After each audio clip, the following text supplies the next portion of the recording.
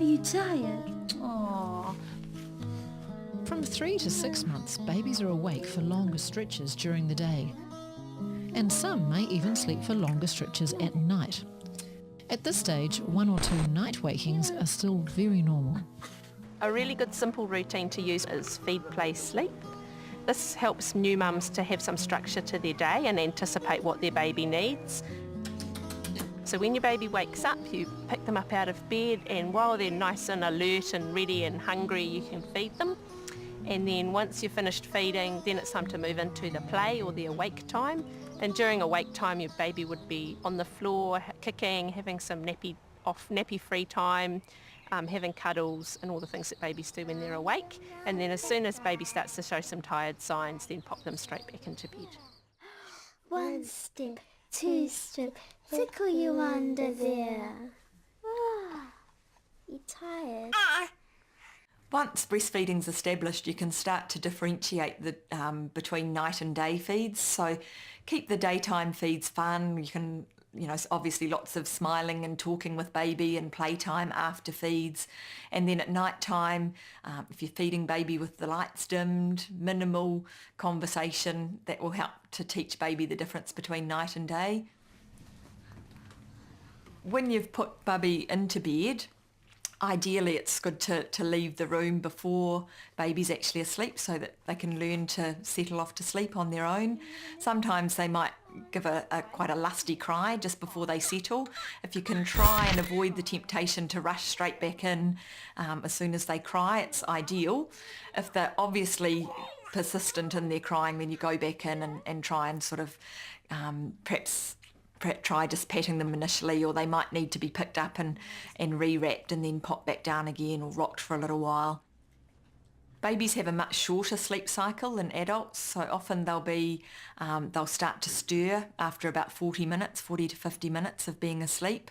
So at that stage they may actually open their eyes, squirm, maybe even grizzle a little bit, but often they will then turn their head to the side and just go straight back off to sleep again.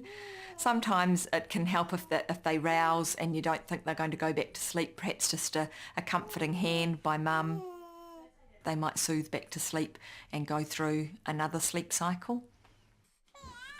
And if they do cry, it's important to see this as baby's way of communicating their needs to you. There's no time ever where you shouldn't be responding to a baby like that. You can't spoil a baby in that sense. And babies, you can't make a rod for your own backs by getting up for a baby when they're crying. And every parent's natural instinct is to go to them and see why they're communicating in that way. So it's just a way of looking at, particularly crying, in a different light. It's not because they're trying to be naughty or they're just difficult. Even though there are some babies who do have difficult biological rhythms, but there's always a way around it. If a baby's crying is really getting to you and you can't find what's happening, then it is better to just walk away and leave them crying and calm down. The risk is that you might do something that you'll really regret, like shaking a baby, which is a really bad thing to do in terms of their brain health. Babies have big heavy heads and weak neck muscles. Only 1 or 2 shakes can inflict irreversible injury. Never shake a baby. Walk away, calm down, and find help if you need it. Make sure others who look after your baby also know this. A special routine at night time, like bathing, a little play, then into bed, settles babies and is something they'll enjoy for their entire childhood. She's nice and quiet. Yeah, she just gets real relaxed when she's in the bath.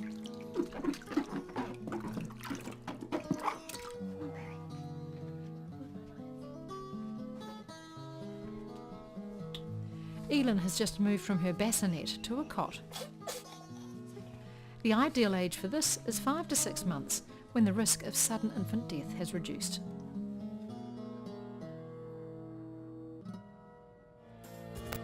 Raising children's here to support you, but there's much to learn as a parent, so make sure you seek further advice and help. A good start is a social service agency, an early childhood education provider, or a health professional. This is made by Raising Children Media.